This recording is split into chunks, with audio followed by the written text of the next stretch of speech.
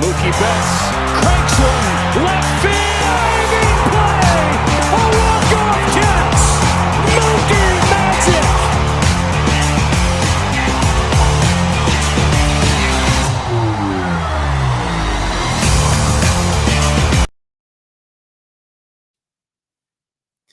And what's going on, Dodgers Nation? Welcome to another episode of Dodgers Dugout Live. My name is Doug McCain. My friends call me D-Mac. You can follow me on the X and Instagram at DMac_LA. If you have not yet, be sure to subscribe to the Dodgers Nation YouTube channel. Hit that subscribe button. Hit that notification bell. Hit that like button for your Los Angeles Dodgers. And let me know down below which free agent Dodgers pitcher do you most want to see them sign? And what do you think the Dodgers need to do if they don't sign Shohei Ohtani? And we've got a jam-packed episode where we got news and nuggets from the GM meetings down in Arizona. Scott Boras, he talked to the media. He had his hilarious lines as always. We're talking about the free agency market. What will the Dodgers do? I'd love to grab a brew with you, Daniel, over there. What will the Dodgers do if they do not sign Shohei Ohtani? We're going to get into that. So we got a jam-packed show, but first, let's read some comments down below. We got Let's Grab a Brew. We got Your Life, You're the Best, my boy. What a LA for Life rocking with us as always. We appreciate you guys. By the way, this show is brought to you by the Dodgers Nation app. If you have not downloaded the Dodgers Nation app, be sure to do it. Up to the minute news, rumors, highlights, stories, all of our videos, games. You're going to find it inside that app, the best Dodgers app in the game. Also, head over to gearup.la, the best Dodgers merch, the best Dodgers t-shirts, the fire gear. You're going to find it right over there. We got Ronald over there saying, what up, D-Mac? We got Let's Get Nola. I think it'd be a good fit for LA. That's from Joe Mama. We're going to talk some Aaron Nola. We're going to talk some Yamamoto. We're going to talk some Sonny Gray. We're going to actually drop the top pitchers that I think the Dodgers need to consider signing. We've got a ton. I got 10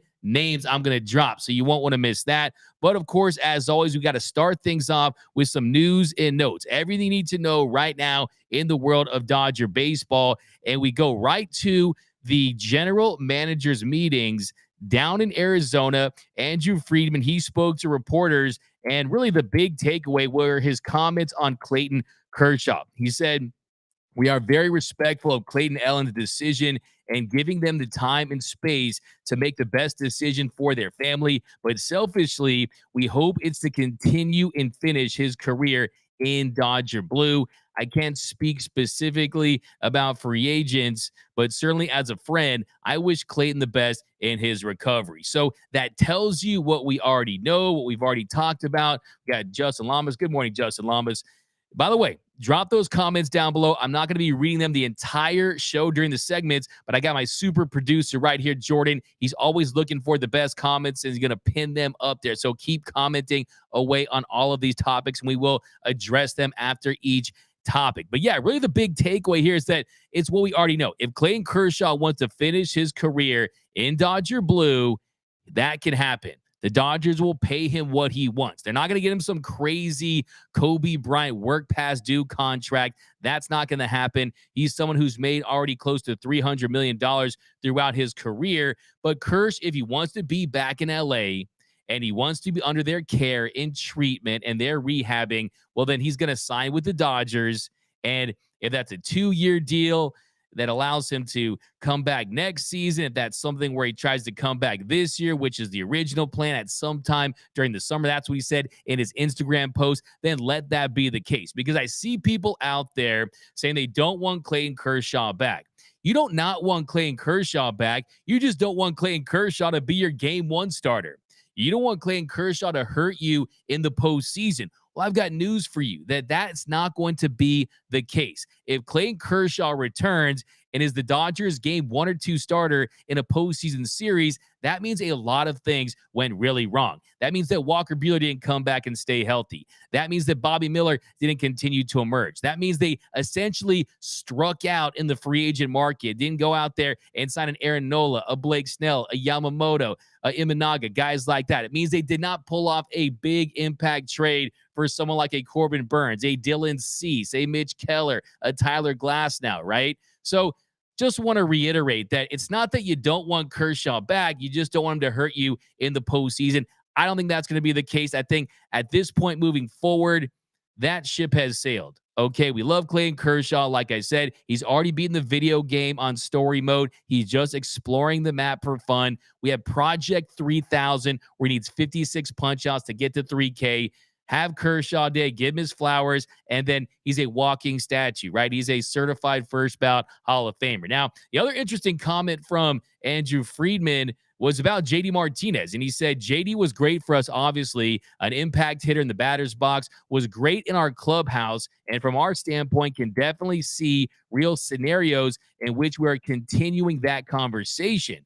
But at this point, it's just too early to know which direction we're going to go with our position player group. But obviously, he was a big part of our success last year. So, I'm fluent in Andrew Friedman. I speak Friedman like it's a second language. And I'll tell you right now what essentially he means by that. What he's saying there is that they don't get Shohei Ohtani, then they'll hit up JD Martinez to see if there's something there. I do think the Dodgers could essentially just allow Max Muncy to be their designated hitter and then go out there, try to shore up that third base position, wear that, go out there and go try to see if you can trade for Nolan Arenado, which at the moment is unlikely. Try to sign a Matt Chapman. There's that route you could go, but there is a world where you do bring back JD Martinez in the event that you don't bring in a Shohei Ohtani and you sign the unicorn of all unicorns, the most important free agent in sports history. You could consider that. And John Heyman said the other day that he wouldn't rule that out as well. So you could potentially see JD Martinez back.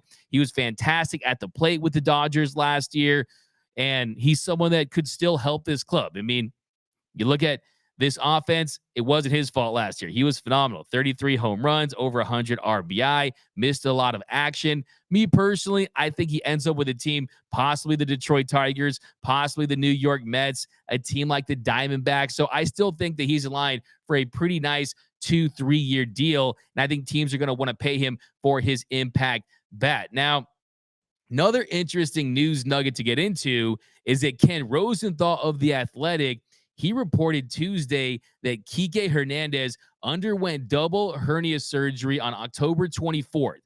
And that's very interesting because you just add to the list of Dodgers players that have had surgery following the season. First, it was David Peralta. Then it was Clayton Kershaw. Now it was Kiké Hernandez. And yes, I know people are going to say out there, Andrew Friedman said at the exit press conference that there were no Dodgers that were going to have surgeries. Well, guess what? Technically, these are all free agent players. So he's not on the hook for that. As far as Kiké Hernandez, that sounds pretty painful. I don't know if he got it from that dance that he did when he first returned to the Dodgers and he was in the dugout there and he was getting down. So hopefully he's going to make a speedy recovery. He's able to Ken Rosenthal reported that he's going to be able to resume baseball activities in 3 to 4 weeks. So it doesn't sound like it's anything serious. I don't think it's going to take away from the Dodgers possibly bringing him back. I still want to see Kiké back in Dodger blue. Like I said, Keektober is real. He's a dog.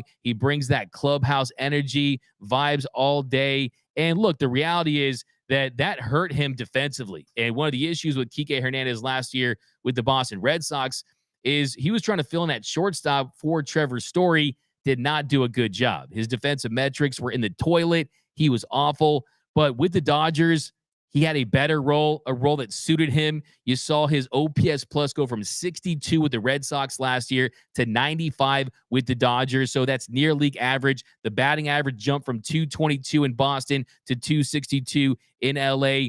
He gave you 5 home runs in 185 plate appearances, 12 doubles, and he had an impact in the postseason. One of my favorite moments from the terrible postseason, one of my only favorite moments was Kiké Hernandez talking about how the NLDS really is like a UFC fight, and the best UFC fights are ones that go back and forth, right? And he said that the Dodgers took a punch, and it was on them to punch back. So he was the only guy that was out there showing fight to the media, showing fight to the fans, and he certainly produced in the postseason in his limited opportunities. I think he should have got an opportunity earlier in that series. Not saying it would have made that much of a difference when you consider how poor the Dodgers starting pitching was, when you consider the fact that you have 13 runs and only are able to record 14 outs at a combined ERA of over 25, but still, I think Kiké should be back in Dodger blue. Give me 2 years, $10 million. So let me know down below in the comment section, what are your thoughts on Andrew Friedman's comments on Clayton Kershaw, his comments on JD Martinez? For me, it's a lot of nothing to see here. I don't think it's that relevant. I think it's pretty much stuff you've already heard in some of the things we've talked about on this show. I do think that they will bring Kershaw back if he wants to pitch. I think it will be for the Dodgers, but we've got some interesting comments from Scott Boras coming up as well. We're going to talk about those. Julio Urias, a tiny little comment on Julio Urias that you won't want to miss, but let's read those comments before we head to our next segment, because this is a very jam-packed show. This is the best time of the year. The off season, no, it's the on season. This is the on season for me. Free agency, Christmas for entire season. It's the Christmas season. But let's go down below. Hey, Doug, I'm proudly repping my Dodger blue in the enemy's backyard, the San Francisco Bay Area. I love your show. Go Dodgers. Christopher, we appreciate you rocking with us there. Repping Dodger blue, as always, in enemy territory. Raul, I heard we got a pitcher, an outfielder, third baseman. Kershaw should retire. That's from Kerry LaRue. Really? Would you really want to have your career be done on a bad album, have your last movie be a bomb? I don't think he wants to have his career where the final start, the final appearance is the worst of his career. He goes a third of an inning, but we've talked a lot about Kersh. So Diane Schroeder, hello, Deanne. What up? The fairy godmother of Dodgers Nation, Diane Schroeder. We appreciate you as always. So basically the Dodgers are linked to everyone. Steve Litterell. I mean, look, you guys know that the point of this show, one of my main goals is to make things easy for you and separate the fact from the fiction, the rumors from the legitimate things that could actually materialize. And I think the reality is a lot of these pitchers that are available, you could see the Dodgers signing. If you don't get Shohei Ohtani, you've saved up tons of money, right? You have been priming yourself for a Ohtani massive payday where you're backing up an entire fleet of Brinks trucks, right? If you don't do that, that money's going to be burning a hole in your pocket, and you might want to address the starting pitching with guys like Blake Snell, Aaron Nola, guys like Jordan Montgomery. We're going to talk about those in a little bit. That's going to be the meat of this show today. But a couple more comments here. We're going to dive into our next segment. We got Urias will not come back. He's going to be in jail for a few years. That's from Geshameg. We got let Kersh get to 3K, and that's it. Jose Asaguero. Yeah, that'd be really interesting. That was his final strike. It was 3,000. You got Zach Greinke trying to get it as well. Any chance the Korean phenom debuts next season? He's definitely climbing. Go back and watch my interview with Daniel Kim, where the Korean ESPN insider, the KBO insider, and watch that if you want some more information on that. But I don't think you're going to see Zhang next year. I think he's probably a year away, but I think that's a little premature, especially for a team that has World Series aspirations. Sign Chapman, Nola, and Montgomery. Yes, save the free agency take, guys, because we are going to go crazy on starting pitchers in just a minute here. Nola and Burns are buzzed. Kersh to retire in LA. Linda Flora over on Facebook. We got Geshmig. I hope the Dodgers don't waste too much time waiting on Ohtani. They might lose out on other free agents. So I disagree with you on that one, because I think, as I said yesterday, the entire market is waiting on Shohei Ohtani. It's the scene from Caddyshack. We're waiting, right? They're waiting on Shohei Ohtani to make his move. And then that's the ultimate domino. That's the ripple effect that you're going to see. And then it's going to trickle down from there. And that's why I don't think you're going to see the Ohtani free agent saga, the winter of Ohtani, last until the spring. I think it's going to last quicker than a lot of people probably assume. I think you'll have a decision at some point during the winter meetings, which are early in December. So we're closing in. The time is now. The time is now about Shohei Ohtani. In fact, I asked you guys over on Twitter, what should we do if the Dodgers don't get Shohei Ohtani? What should the plan be for LA if they don't get Shohei Ohtani, right?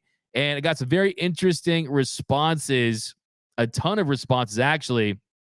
And I'm going to read some of these. Nick writes, says, fold like they do every October after 162-game season. So we got a hater right there. We got CS Reeves says JD and Burns. Brandon Sario said, play Bush full-time, sign Yamamoto and Whit Merrifield. Elaine said, I would put all my attention on the other pitcher from Japan. That's an option, absolutely, from Yamamoto. Jeff Carpenter, we have to sign 2 frontline starters regardless if Ohtani signs with us or not.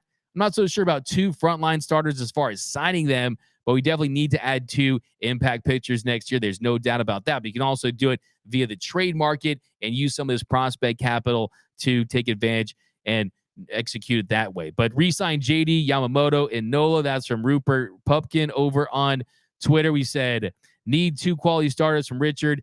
Keep JD Martinez, sign Snell and Yamamoto. That's from Leroux Antonio over on Twitter. Dan Salgado says, celebrate.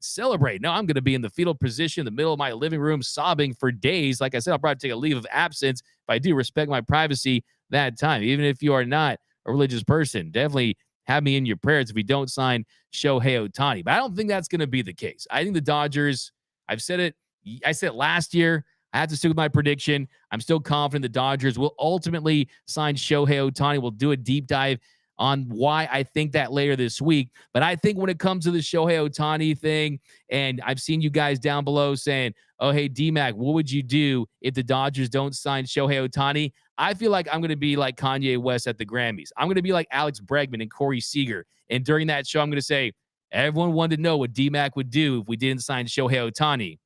I guess we'll never know. And then we'll pop balls. I'll do some Shohei Ohtani. So down below in the comment section, Outman for Rookie of the Year. That's from Will L. D-Mac, love the Caddyshack reference. Hey, I love Caddyshack. One of the all-time great movies. We're waiting. John Marquez, D-Mac, would you prefer Snell or Nola? Well, you're going to hold on to that thought because I will tell you in a few minutes in our next segment when we dive into that topic. John says, Kershaw needs to come back, get his 3,000 Ks with the Dodgers, and be a part of another Dodgers World Series team. LA for life. D-Mac, what is your percentage of us getting Ohtani? That's from LA for life. I would say it's tough because he's keeping things close to the vest. My heart says 100%. My brain says something along the lines of 58.5%, something along those lines. But Mr. G, D-Mac, when does the free agent signing start? Well, technically they can start now, but you don't start to see the signings until things start to percolate a little more. And you're seeing the winter meetings early December, the GM meetings taking place right now. So you'll start to see some stuff, but savor it, enjoy it. I love it. I love the fact that it's a marathon. I want the marathon. I don't want the sprint, right? I love it. NBA free agency, it starts, and then before you can even read a Woj tweet, before he presses send, it's over, right? We get the ups and downs. You get the rumors. I live for MLB free agency. I think it's better than the NFL's. I think it's better than the NBA's, and I love both those sports a lot. So what do you want for Christmas? That's from Souls. I'll take a PS5 for starters, but no plan B, get Ohtani or bust. That's from Boomer Assassin. I like that. It's like Apollo 13. Failure is not an option. Get Blake Snell. We need pitching. Go after Yoshinobu. D-Mac, when does the free agent? So we got that one. Come more. I hope so. D-Mac from David Reyes. Get rid of the biggest problem first. Hashtag fire Dave Roberts. It would not be a Dodgers Dugout Live episode unless we got a fire Dave Roberts. But a couple more, and before we head to our next segment, we need to get Roki. He's the guy I want. I don't know, Dung, if you saw yesterday's episode, but we dove into the topic of Roki Sasaki. And the kind of the quick hitter response on that is he's not going to be available for quite some time, right? 2026. So he's just a very young player, has not been eligible, but there is a lot of talk that he has the same provision in his contract that Shohei Ohtani had where he could leave, but he would be subjected to a minimal signing bonus and the minor league system. So the question is, does he want to bet on himself like that? It's possible he does. I think he does it more likely next offseason or the season after that. But I don't think it happens this offseason. But as soon as he's available, talking about a guy that throws 103 miles per hour, 6'4". Like I said, if you went into a lab to build the perfect pitcher, Roki Sasaki is someone that might pop out of that. But coming up in our next segment, Scott Boras had some very interesting things to say at the MLB GM winter meetings down in Arizona. Had a little tiny comment on Julio Urias. You won't miss that. And then we're talking starting pitching. What will the Dodgers do with their starting rotation next year? Which free agent pitchers should they sign? I've got 10 they should consider. That's coming up next here on Dodgers Dugout Live. What up, Dodgers Nation? D-Mac here. I'm here to remind you that if you have not yet, be sure to subscribe to the #1 Dodgers YouTube channel for all latest Dodgers news, rumors, hype videos, interviews, breakdowns, live streams, and more all year long. Hit that subscribe button, hit that notification bell, and if you really want to help the channel out, smash that like button. Also, you will not be eligible for any of our giveaways unless you are subscribed to the channel. So all you need to do to be eligible for all of our giveaways is just make sure that you are subscribed. We just gave away a brand new authentic Mookie Betts jersey valued at over $350, and we got tons of giveaways coming this off season, so be sure to be subscribed so you are eligible to win. And as always, think blue, bleed blue, and please subscribe. And welcome back to Dodgers Dugout Live, your daily Dodgers podcast covering all things Dodger baseball, news, rumors, live stream. Let's go down below in the comments. You guys rocking and rolling as always. And yeah, if you haven't yet, be sure to hit that like button if you want to see the Dodgers sign Shohei Ohtani. But also comment anything. Comment down below. Let me know what are your thoughts on the free agency. Any fire takes. I'm always looking for those fire takes. And finish him. Any burns, anything you got. By the way, we're adding those buttons that we used to have for the post-game show. That'll be coming next week. Both Snell and Nola. That's from Larry Mullen. Yeah, we're getting right into that. We got Boomer Assassin. You don't whiff the arguably the greatest baseball player of all time. Hashtag always Ohtani. I like that. Nando 390. Kershaw gonna set the MLB record for worst October baseball pitcher. Ouch. Yeah, I mean, definitely one of the scariest things is watching Kershaw pitch in October. Hopefully he can find a way to ride off in the sunset, end his career on a high note because, hey, let's not forget, he's had probably more good postseason starts than most pitchers. It just, he's had so many opportunities. He's almost been the victim of being on a great team that's in the postseason every single year. The Dodgers have made 11 straight seasons. But I want to turn Japanese Ohtani and Yamamoto seriously. We got Kershaw is ride or die for Dodgers for life. There we go. King Kersh will retire as a Dodger. That's from Joe Mama.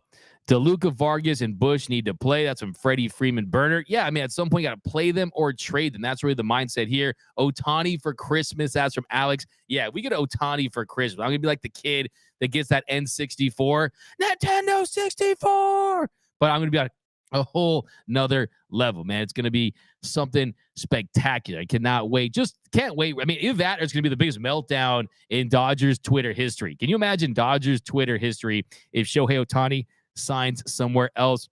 Geshmig, oh yes, baseball offseason is the most compelling of all professional sports.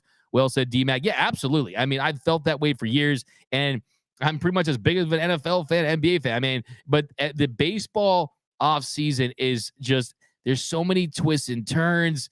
You don't know where you're going to pivot. That's kind of the different thing about Major League Baseball is that you do have multiple options at one position that are available in certain cases. But come more, we're going to dive into our next topic here. We got Dodgers need to get that angry and hate to lose mentality from Jose. Dodgers 2080, my guy, Mr. Tim Rogers, rock with us. I appreciate you, Tim. Hope we get Nola, but talk about your guy, Aaron Nola, in just a couple seconds here because I have absolutely warmed up to the idea of the Dodgers pursuing Nola. We're going to get into that in just a couple seconds here because it might make more sense than you think. But Juan says, I wouldn't be surprised if Mookie was hurt. I do think that probably not a specific injury or anything like that, but more like worn down, more like that tank was a little bit on E, right? Was throwing a lot of gutter balls towards the end of the season there, right? In August, it looked like he was bowling with the bumpers on because of how great he was, those 51 hits. But yeah, we'll talk about that in another episode because, hey, we got Raul. Appreciate your awesome dog. Your guys are awesome right back. Guess make the Dodgers would be smart to keep Kiké. They need the versatility. All right, so next thing I want to talk about real quick is Scott Boras. I don't know if you know this. You probably do. But every single year, he gets things kicked off with these hilarious lines. I don't know who does his writing, but I know some people think they're cringe. I know some people think he's a cornball. I kind of find them pretty funny. Before we get into those lines, though, he did say that the Padres definitely plan to have Juan Soto in their lineup next year. So Juan Soto, that could change the game if the Padres were interested in trading him because the Padres, those credit card bills, they're not paying them. I mean, they're definitely a team that probably could stand to offload him and try to recoup some of those prospects that they used to trade him. Kenzie Gore, a lot of those big prospects. So it'll be interesting, but I still think the Padres, you look at their owner, Peter Seidler, they're very aggressive. They want to find a way to contend. Let's not forget they sold the second most tickets at any team in Major League Baseball last year behind your Los Angeles Dodgers. But yeah, can you afford Juan Soto, right? The Padres, essentially, they're billionaires that are living like trillionaires, right? You can't do that, okay?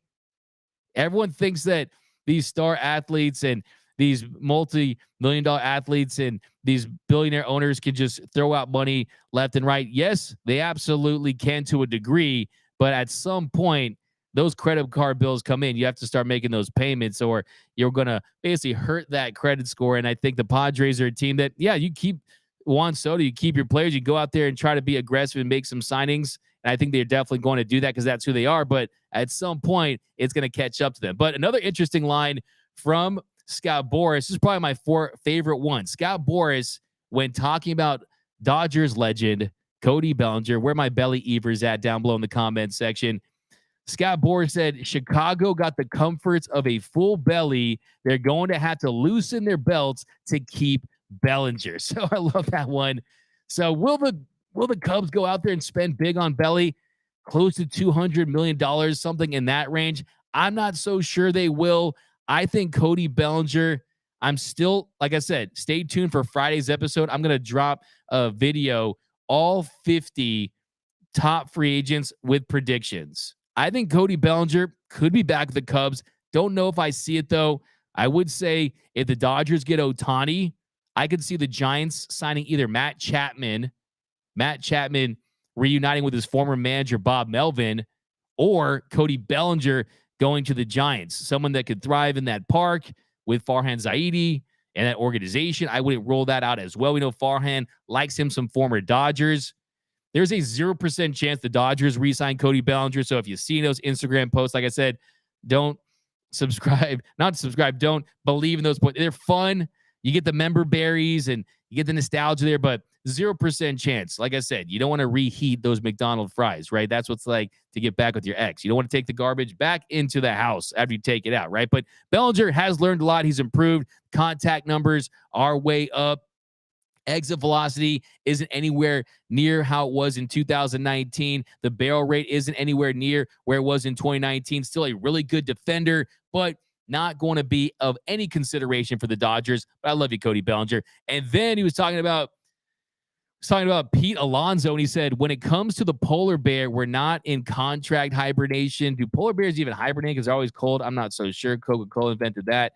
But then he also said, I think Jung-Hoo Lee is going to bring K-pop to MLB. I like that one, Jordan. I think Jung-Hoo Lee is going to bring K-pop to MLB. Jung-Hoo Lee could sign with the Padres. I think that's definitely a possibility. Now, as far as Julio Urias, he was asked about Julio, and he said, Scott Boras said they're still waiting to hear from MLB and law enforcement about former Dodgers left-hander Julio Urias going forward. So not too much there. But there was some speculation about Julio Urias not showing up to a court date and the status of that. And, of course, that's one of his clients. But my big takeaway here is that if you have a Scott Boras client, you look at his goal, his mentality is he wants to take you to market. He wants to create a bidding war for you. If you have a Scott Boras client and you're not in a win-now situation, always trade that player. Always trade that player. It's going to make them not qualify for the qualifying offer, and the chances of you retaining that player are pretty slim. So Julio Urias, of course, he's gone. We'll see if he ever makes it back to Major League Baseball. But let's go down below in the comment section here. I'd rather have a third baseman like Nolan Yamamoto and trade for another starter. Could even sign Sonny Gray. We're going to talk about Sonny Gray in a little bit. I still believe in Tim Anderson. That's from Dukas. Yeah, Tim Anderson, if he gets back on track, he's one of the better hitters. I think that he doesn't fit the Dodgers profile as far as their approach, right? He's someone that doesn't really take his walks, but I could see him getting back on track for another team in a better situation. Clearly wasn't happy with the White Sox. Bush would be out. We got Kersh, would have shut down that postseason garbage in 2017 the best way possible. Absolutely, Hojo. That absolutely is such a great point there. Doug showing with the 64. Yeah, hey, man. Nintendo 64. I always Mario Kart, man, the GOAT game. Morris, I am the devil. Soto, way overrated. Padres lost the TV deal. Yeah, but they lost the TV deal, but still, not to get too deep into the weeds in that one, the Padres, a part of that TV deal, Major League Baseball said they were going to pay teams 80% of whatever they were going to be owed. So there you go. We got Let's Go Dodgers. Great show. What up, Oscar over there? Hey, D-Mac, Ryan Pepio still starting game 5. Leonardo Blanco. That's one of our first comments of the day. That's a fire take. Yeah, Ryan Pepio starting game 4, starting game 5. Ryan Pepio is essentially what Craig Kimbrell was there in game 4 of the 2013 NLDS with Juan Uribe, just waiting to somehow get in the game and save this team somehow. Kershaw's awesome, but he shouldn't force himself and disappoint the fans. He only messes up his fan page. Thumbs up for his good years. Raul, look, what I want to say about this is real quick. Someone made a point earlier, and I've been talking about this for years now. Had the Astros not cheated, and he pitches a gem there in game 5, considering what he did in game 1, the 11 punch-outs, no strikeouts, 7 innings, he would have probably won World Series MVP. And at that point, he could have retired and gone down as one of the greatest pitchers of all time. So for Kersh, it is a situation where he's a victim of almost being on a good team. Like I said, he hasn't performed to his best. There's no doubt about that, right? But still, I mean, I think it's a little more complicated than that. It's the whole saying you either die a hero or live long enough to become the villain. Well, he's played long enough to become the villain for the Dodgers at this point. But now let's dive into the topic I've been waiting all show to get into, and that is, what do the Dodgers do with their starting rotation? Because if you look at it right now, their starting rotation is, you have a Walker Buehler coming back from Tommy John surgery, a second Tommy John surgery, second major elbow injury. Wasn't full Tommy John, but still a second major elbow injury. Is he going to have the command? Is he going to have the velocity? Is he going to look like an ace, a strong number 2, or an extremely high-level number 3? We don't know that. That's one of the big questions heading into next season. Then you have Bobby Miller, who I'm going to drop. If we have enough time, I'm going to do a grade for Bobby Miller in a little bit here. I'm going to do a series where I'm dropping 1 grade for every single Dodgers player from last year. We're going to drop 1 grade per episode, so you won't miss that deep dive on Bobby big time, Bobby Ice, Bobby Miller. So we're going to talk about that in a little bit. But you got Bobby Miller coming back. Hopefully he emerges and takes the next step in his development. Then you have Walker Buehler.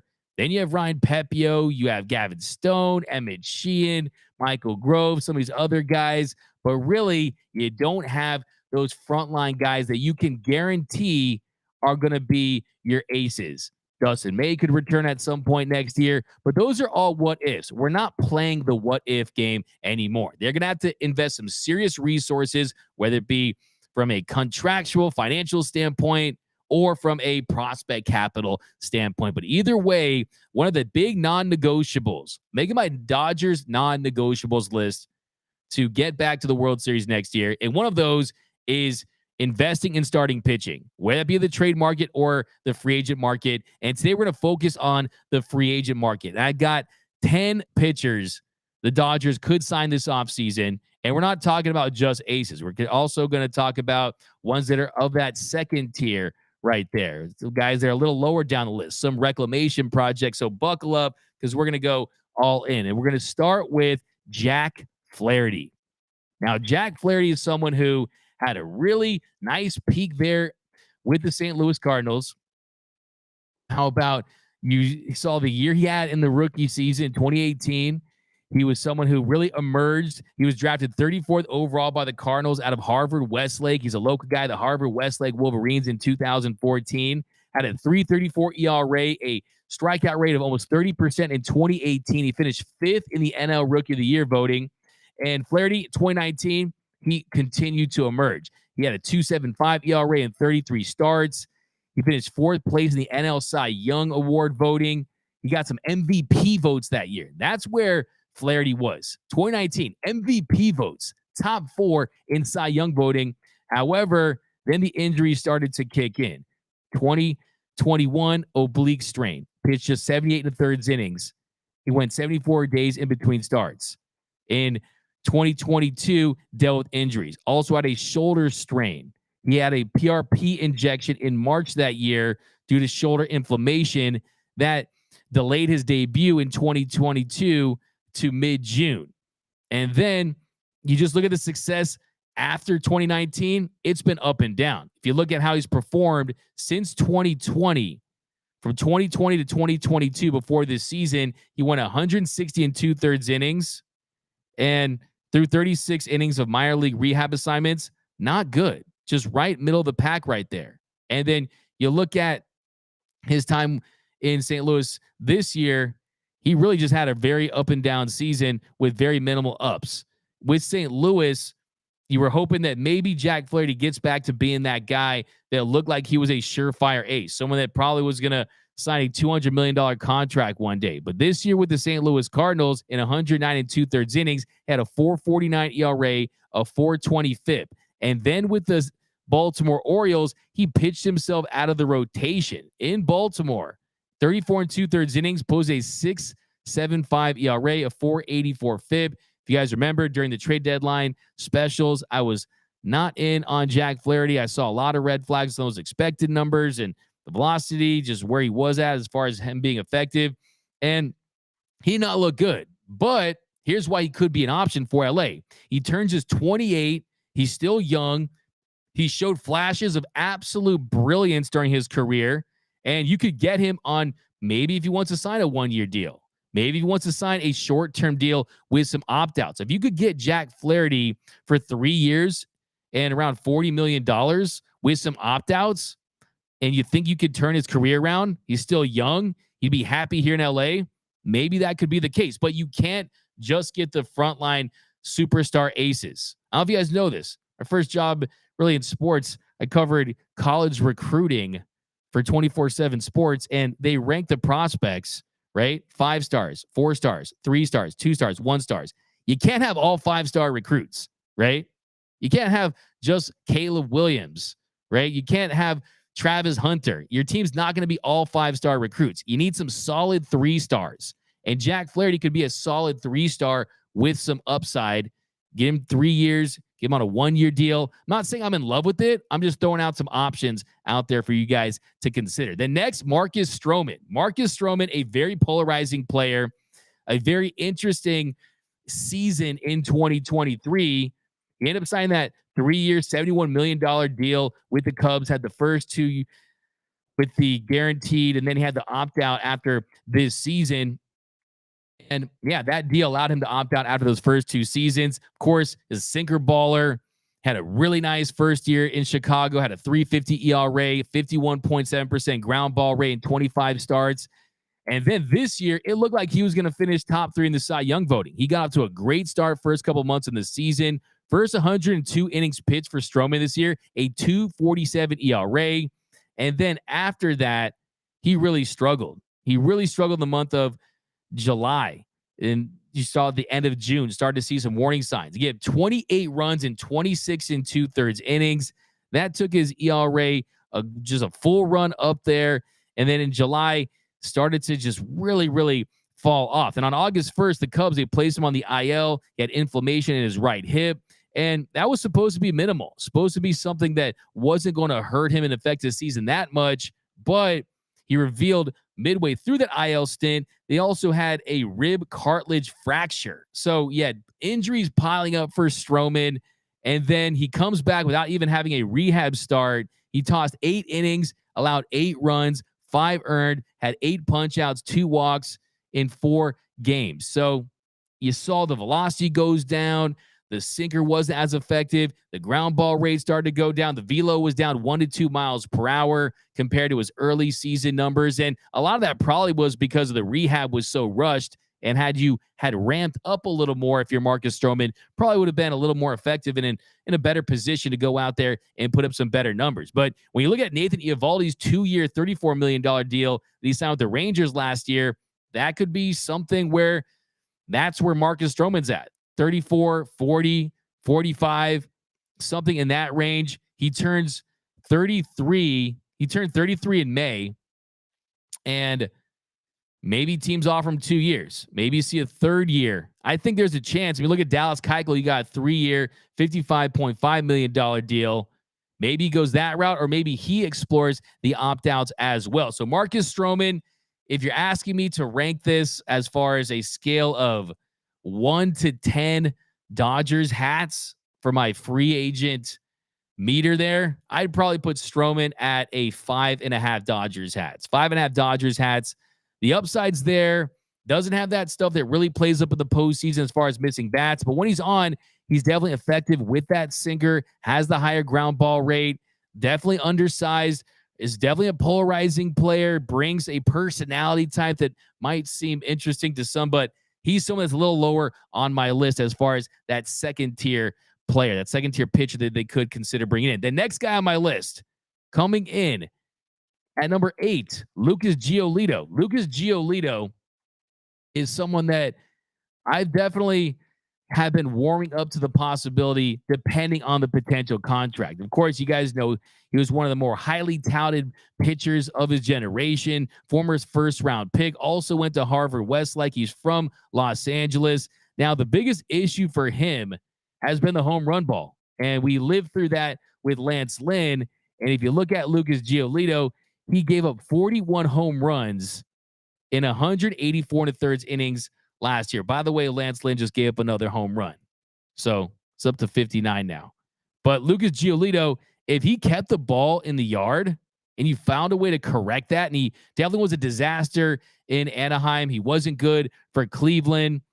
Before that, he was considered to be one of the more promising trade chips, one of the big crown jewels of the trade deadline when the Angels went all in on trying to get him.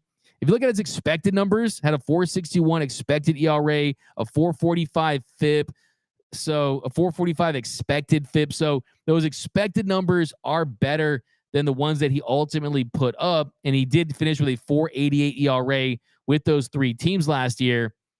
But for me, it's the upside play with him as well. I mean, no qualifying offer. That's a pro.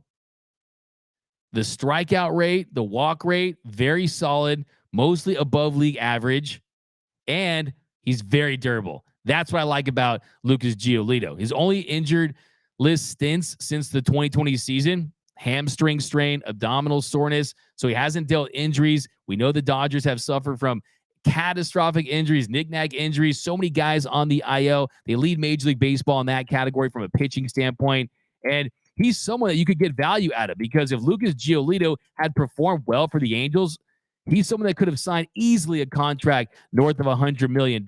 So I like him as someone you possibly bring in on a shorter-term deal. He's not going to turn 30 until next July.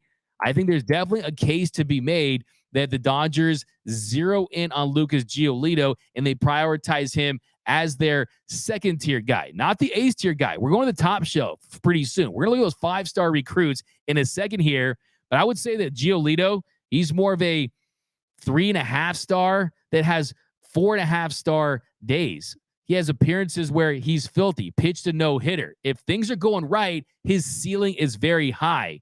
For him, it's just tinkering with the mechanics a little bit to avoid just being absolutely obliterated by that home run ball. Has to find a way to keep the ball in the yard. That's where he's really struggled. If you look at a contract he could potentially sign, I think that he could sign a bet on yourself type of deal for 40, 50 million, something in that range, maybe right in between there over 2 seasons, while having an opt-out clause that could allow him to re-enter the free agency market. Now, you look at the Rodon contract. You look at some of those deals that we've seen in the past. I think you could see something similar with Lucas Giolito. So I'm definitely in on the idea of Lucas Giolito as my second-tier player, second-tier pitcher that could help this rotation, help fortify this rotation. So let's go down below in the comments section here. Let's see what you guys have to say. What are your thoughts on Stroman, Flaherty, Giolito? If I had to rank those 3, I'm going Giolito 1. I think Stroman is going to get himself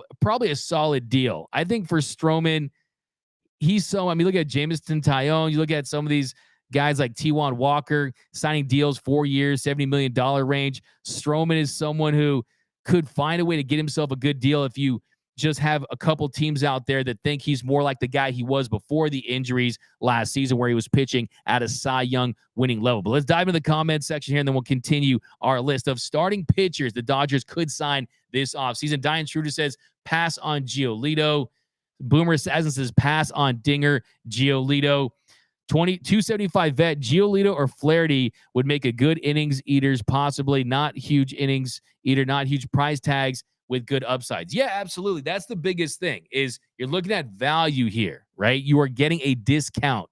You're not shopping the dollar menu, but you're also not shopping at the top 5-star, 3-star Michelin chef restaurant, right? You're not going to Nobu on this one, but you're still getting something that has some upside. Frankie Montas, Wiener Dog, LOL, J.E. Baldwin says over there. No Snell, yes Nola, get Montgomery as well. We're getting into those names next. So let's continue our list of starting pitchers the Dodgers could sign. And we got coming in next. We talked about this guy earlier last week, Shota Imanaga. Now, Shota Imanaga is someone that absolutely has a ton of upside. He's 5'10". He's a lefty. The Dodgers are going to need a lefty next year, right? No Julio Urias, no Clayton Kershaw. At some point, you got to have a lefty, and none of the guys they are pursuing potentially in the trade market check that box off. None of the guys currently in the organization that are on their way up and emerging are lefties. So that's something you have to consider as well. Little background on Shota.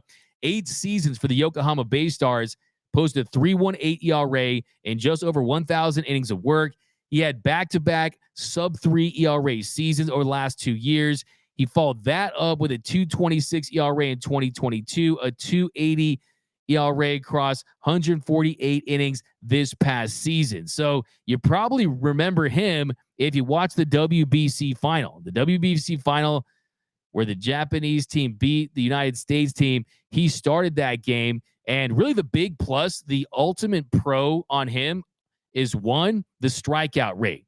174 strikeouts for him last year. That topped Yamamoto's 169 for the MPB lead. Then 2, punched out an excellent 29.2% of the batters he faced. So he had a 29.2% strikeout rate. A lot of times you see strikeout rates go up when you go from the NPB to the show. And then 3, that walk rate was pristine, a 4% walkout rate, a 4% walk rate for Imanaga last year. So strikes out a lot of batters, doesn't walk a lot of batters. Well, what is the issue here, right? I'm the car salesman here.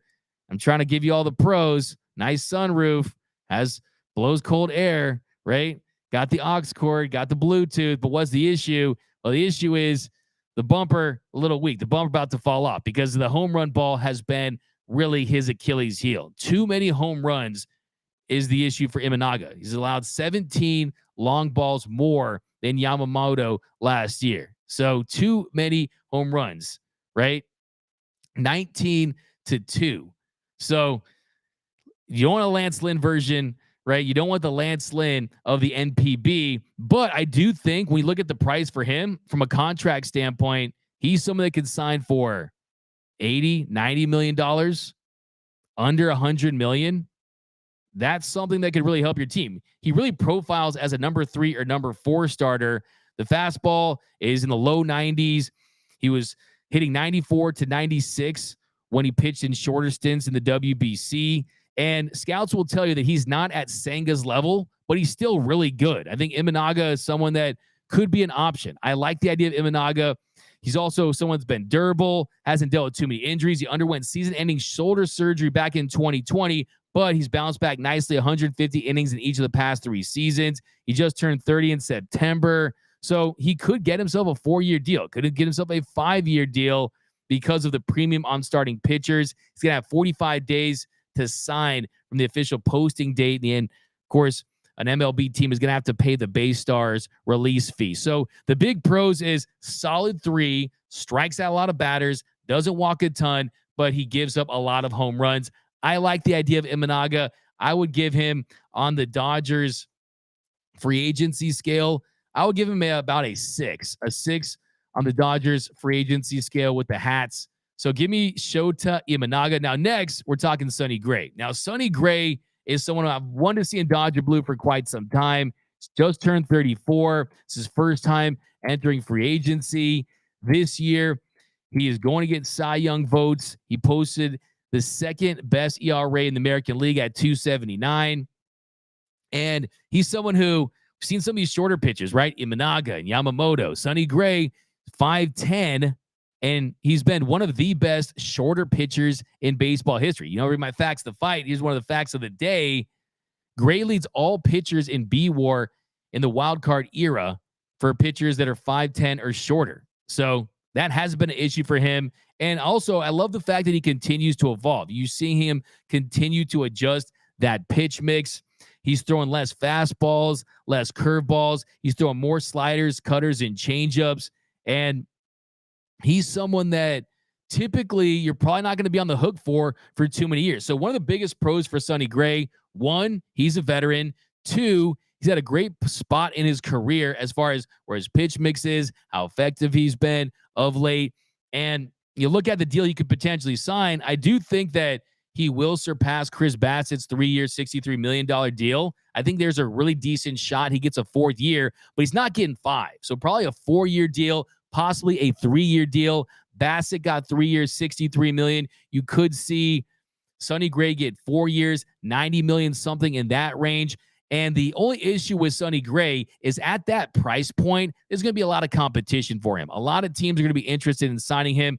Just name a team out there, Major League Baseball, that needs starting pitching, and he would be a fit. I think the Cardinals, the Red Sox, the Braves, Cubs, Dodgers. I think the Dodgers are an interesting option for Sonny Gray. Really like Gray on my Dodgers free agency scale of 1 to 10 with Dodgers hats, from 1 Dodgers hat being Jason Schmidt, a 10 being Shohei Ohtani. I would give him about a 6.4. I really like Sonny Gray. I think at that price point, the value is there. And then next, we kind of get into our bigger tier, and we're talking Jordan Montgomery. Now, Jordan Montgomery, he's really a wild card this offseason because he doesn't have the flash. He doesn't have the high strikeout numbers that a Blake Snell has. But Jordan Montgomery, a 3.42 ERA over 21 starts. Over the past 3 seasons, Montgomery owns a 3.48 ERA across 94 starts, has a 22.5 strikeout rate. That's around league average, but the walk rate, very impressive at 6.2%. That's below league average. The big pros for Jordan Montgomery is that he's just been very consistent. He's someone that always goes out there, performs well. He was traded to the Rangers this season, and he was the best pitcher after the deadline. Posted a 2.79 ERA in 11 appearances. And the postseason, he was fantastic. That's another big pro, is he's proven that he has the ability to get it done on the big stage when it matters most. 31 innings in October in the postseason. Posted a 2.9 ERA for the world champion Rangers. And if you go back and you watch that postseason, one of the most important games for that Rangers team and the biggest hurdles was beating that Rays team in the wild card series. And during that series, he had 7 innings of shutout ball, had a scoreless outing there. And that was a big reason why the Rangers really got off to that really great start and ended up ultimately winning the World Series. He pitched well in a pair of ALCS starts against the Astros. He was clutch in that Game 7. He comes out in relief. Then in the World Series, didn't have the best start, but still, I mean, he was big. That was enough to take away from what he did earlier there. Throws strikes. He misses just enough bats to really have his stuff play up. He's effective against both lefties and righties. He fits to me as a high-end 2 or an extremely high-end 3 for a World Series contending team. I think changing teams also helps too, because another pro is he doesn't get that qualifying offer. He's ineligible for that. And I think the best pitcher available, who basically he's the number 1 pitcher right now that you can get that you don't have to give a draft pick for, right? Blake Snell, Aaron Nola, those types, right?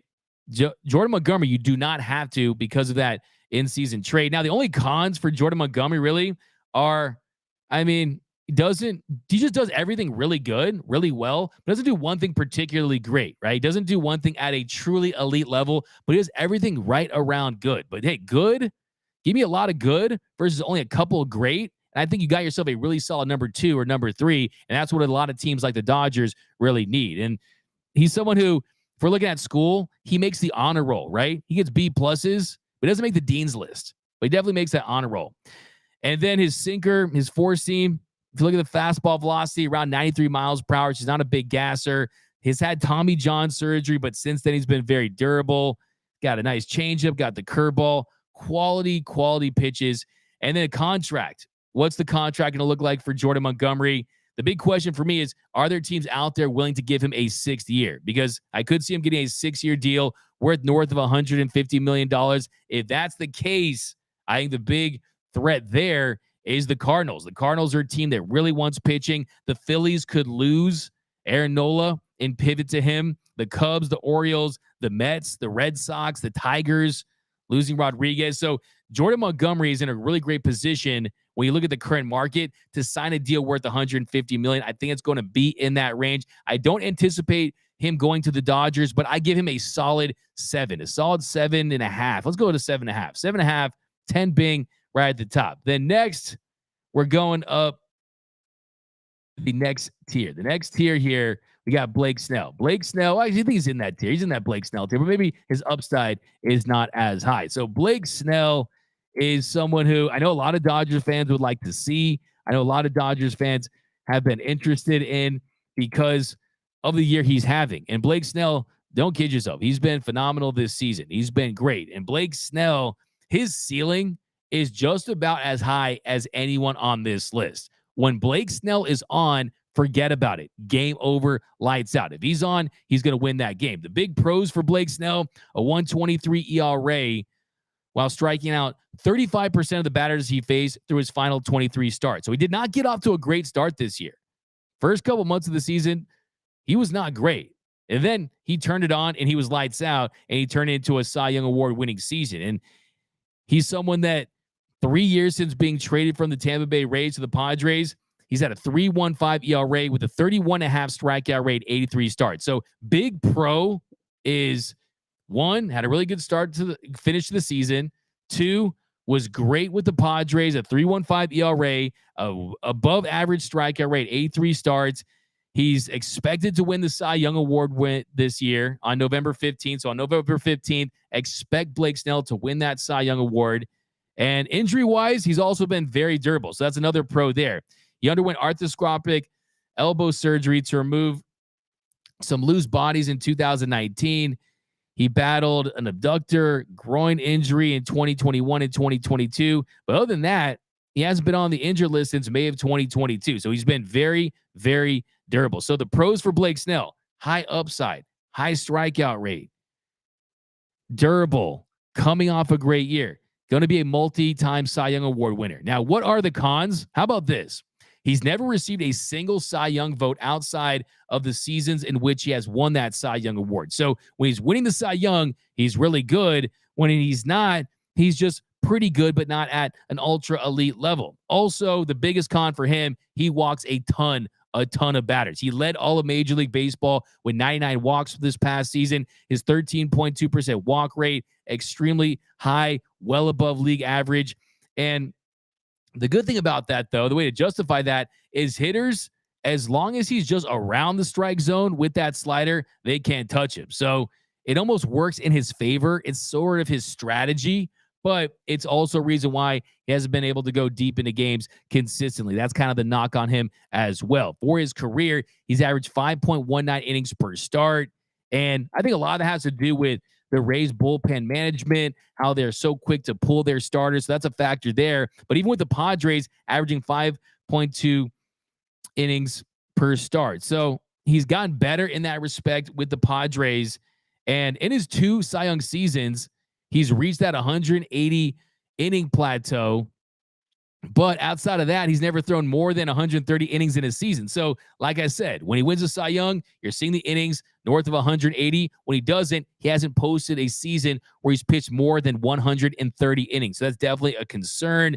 I look at him as someone that, if you look at his resume, if you look at everything he's accomplished, he's had a superior career to Carlos Rodon. We look at the Cy Youngs, we look at the stuff, we look at the upside, when you look at the fact that he's remained healthy, unlike Rodon, who had the Tommy John and the shoulder injury. You can use that as the comp. Rodon got a $162 million deal. I think Blake Snell 100% is going to get a contract that's north of $200 million. I think he's looking at a $200 million contract. Maybe he gets something like David Price signed a few years back, $217 million. I think that's a possibility. The Cardinals, the Phillies, the Red Sox, the Dodgers, the Mets, the Cubs. It's going to be a tough play for Blake Snell because teams are going to want him. Pitch great, has looked filthy in the postseason at times. Do I think he's a great fit for the Dodgers? I'm not so sure, but I'm not totally against it. I'm definitely not totally against it. I think if you miss out on Ohtani, that's when I would consider it because Blake Snell, if you want to win and you get him for a hot postseason, he can carry you. So I would give him probably an 8 on the scale, the free agency scale. He's nasty. Snellzilla is nasty. Make no mistake about it. And then next, getting down to the nitty gritty here, Aaron Nola. Aaron Nola is someone that you really have to look at closely. Aaron Nola might be the guy for the Dodgers. Aaron Nola, if you can get at the right price without a massive bidding war, he's someone I think the Dodgers should strongly consider signing. He's someone where if you miss out on a Yamamoto, if you miss out even on a Shohei Ohtani, even if you don't sign a Shohei Ohtani, I think Aaron Nola is one of the free agents that they should consider bringing in. Now, looking at Aaron Nola, he's also someone that's been really, really durable throughout his career. If you look at his injury stints over the past 7 seasons, I mean, you're talking about a back strain in 2017, and then he was on the coronavirus list in 2021. So other than a back strain in 2017, he's been durable. This guy is like a freaking 90s Camry that's still running. I mean, this guy is just never in the shop. I mean, this guy is always very, very durable. He surpassed 160 innings in each of his last 6 full seasons at a sub-4 ERA level in the last 5 of his last 7 seasons. And this is all pitching in Philadelphia. That is a bandbox. That is a hitter-friendly park there. He's still been able to be effective. And on top of that, he's had some bad defenses behind him as well. So Aaron Nola, durable, effective pitching in a hitter's park, in a bandbox of a park. Also, bad defense behind him. That has not fazed him as well. Now, how does he get it done? Well, great pitch mix, filthy but pristine command. He's walked fewer than 6% of the opposing hitters he's faced for the last 3 consecutive seasons. If you look at that strikeout rate, it's just under 30% from 2021 to 2022. Last year, that number did take a hit, had a 25.5% strikeout rate. So he is striking out less batters these days. That is a little bit of a concern, but that number is a little misleading. I see people running with that, but you got to have to look at it. Have to look at that a little deeper there because from June on to the end of the season, he had a 27.9 strikeout rate and a 5.5 walk rate. Those are above average numbers. Those are ace level numbers. He has 3 top 10 Cy Young Award finishes, had a 4th place finish there in 2022. And you look at the postseason. We're looking at guys who can perform in the postseason. How do you get those dogs, those aces that, hey, when the lights get bright, they can handle it. They can take their game to a whole nother level. In 23 innings in last season's postseason, he had a 2.35 ERA. So a 2.35 ERA in the postseason for Aaron Nola. He struck out 23, had 4 walks. He's someone that is a big game pitcher. Aaron Nola is someone the Dodgers should consider. Now, what are the cons? I mean, a 4.63 ERA in 2021, a 4.46 ERA in 2023. In between those 2 years, he had a 3.25 ERA. So a ERA close to 5 in 2 of the last 3 seasons. The home run issues, he averaged 1.49 home runs per 9. That's above the 1.32 home runs per 9 league average. The ground ball rate has also dropped from 50% to around 40% in each of the last 3 seasons. So those are issues as well. Now, Bob Nightingale, he reported last month that Nola's people, his representation, they wanted an 8-year deal that was north of $200 million during their extension talks. So that is a big bag for him. I got no on Nola down below. Philly wanted to sign him for 4 or 5 years. So can you get him for that price? That makes you wonder.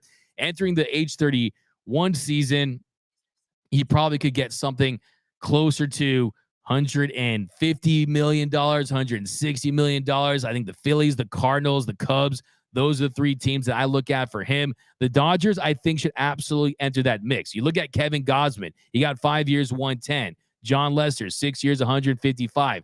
Darvish, 6 years, 126. Rodon, 6 years, 162. So he doesn't have the same explosive upside, but he's one more durable, has a better track record, has a history of postseason success. I would take Aaron Nola in a heartbeat. I would welcome him with open arms because you also have different looks in this rotation. You got the Gasser and Bobby Miller. You got a Walker Buehler returning. You could theoretically bring in a Cease or a Burns or a Keller or a Glass now. So I like the idea of Aaron Nola. I'm giving him an 8.6 on my free agent meter. And then next we got Yoshinobu Yamamoto. And we'll end on this one today because Yamamoto is right at the top. Yamamoto is someone that he has elite stuff. I think he's the best Japanese pitcher in years. He's a wonderkind. He's precocious. It's basically, or fancy words, that means he's really, really good at a really, really young age. And since the start of the 2021 season, he has a 1.44 ERA. That's the second highest at the second best professional league in the sport, right? So that's the 1.44 ERA at the second best league on the planet. That's very, very impressive, man. That speaks for itself. He didn't allow more than 2.2 runs per nine in any of his final 5 seasons in the NPB. His run prevention has been otherworldly over there. He's won consecutive Sawamura Awards and NPB's best pitcher the last couple of seasons. So, of course, the Sawamura is the Japanese equivalent of the Cy Young. This year, he posted a 1.21 ERA through 164 innings of work. He punched out 26.6% of the batters he faced. He had 169 strikeouts. That ranked second in the league behind Imanaga. A microscopic 4.4% walk rate. It's almost half the MLB average. He allowed just 2 home runs. If you saw him in Game 6, he was filthy. Struck out 14 batters in his last start in the Japanese series. He threw 138 pitches. How about that? Yamamoto threw 138 pitches. Was Tommy Lasorda their manager? Was he Fernando Valenzuela? They had him working in that one, man. And you compare some of his numbers to a Kodai Senga, right? Senga posted a 1.94 ERA at a 27.5 strikeout rate in his final year in Japan. And there were some questions about Senga's command. And look at the year he had with the Mets. Finished top 3 in Rookie of the Year, had a sub-3 ERA in 29 starts for the Mets. Yamamoto is younger. He's considered to be on a whole nother level. So Yamamoto is another tier than a Kodai Senga. He's younger, filthier stuff, and considered by scouts to be a top-tier pitcher. Now, most scouts, though, they profile him to be a number 2 arm in a World Series contending rotation. So is he an ace for a World Series winning team at the big league level? That's the big question I have. I'm going to push back on the idea of Yamamoto.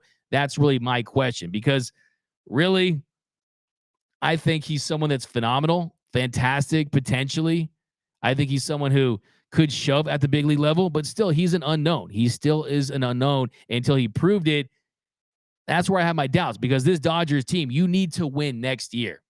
2024, anything but a NLCS and possibly a World Series is going to be seen as unacceptable and organizational failure once again, right? Do you really want to put the responsibility in a young Japanese pitcher that's never done it in the show? That's a big question I have. Now, the big pros, we'll run them down real quick before we head out of this one.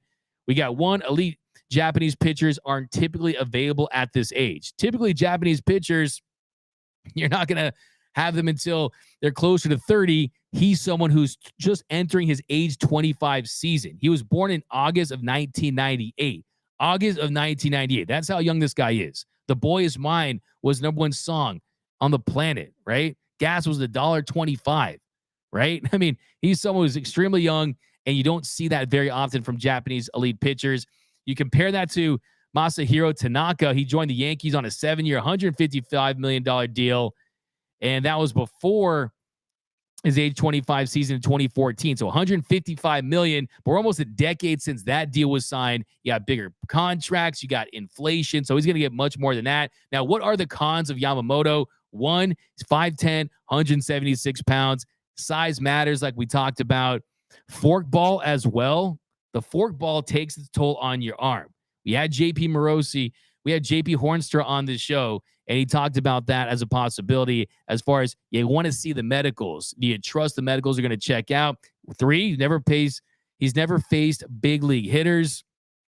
And you're also going to have to send money, right? Because in addition to the guaranteed money you have to give him, which is going to be a big contract north of $200 million, any team who signs him has to send money to the Oryx Buffaloes, right? His team in the NPB. Yamamoto is going to be made available through the posting system since he didn't reach the 9 years of NPB service time to qualify for full international free agency. So you have to adhere to that. And the Dodgers, they'll owe the NPB club 20% of the contract's first $25 million, 17.5 of the next $25 million, and 15% of any dollars after that. So there is that commitment. But another pro is that you don't have to use the qualifying offer, right? There's no qualifying offer. You don't have to forfeit any draft picks. So that's definitely a pro. Now, as far as his contract, he's got 45 days from that posting date to sign. Otherwise, he'll stay in the NPB. Garrett Cole is the only other pitcher to sign a 9-year contract. 8 years could be what it'll take. It could take 8 years to Yamamoto. He could even reach Garrett Cole's 9 years. So do you want to be the second pitcher to get a 9-year deal? That's what Yamamoto could be. Do you want to be the second team to sign a pitcher to a 9-year contract? Because that's going to be a lot of money. I think he signs for 8 years. I'm not going to throw out my predictions. I'm not going to predict the teams today, but I think the Mets, I think the Giants, those are the top 2 teams. Then I have the Dodgers in 3rd. So that's what I got. That's my team. I think we got to sign one of these guys. I like Nola. I like Julio as a reclamation project. I want to really do my damage from a starting pitcher standpoint in the trade market. Dylan Cease, Corbin Burns, guys like that.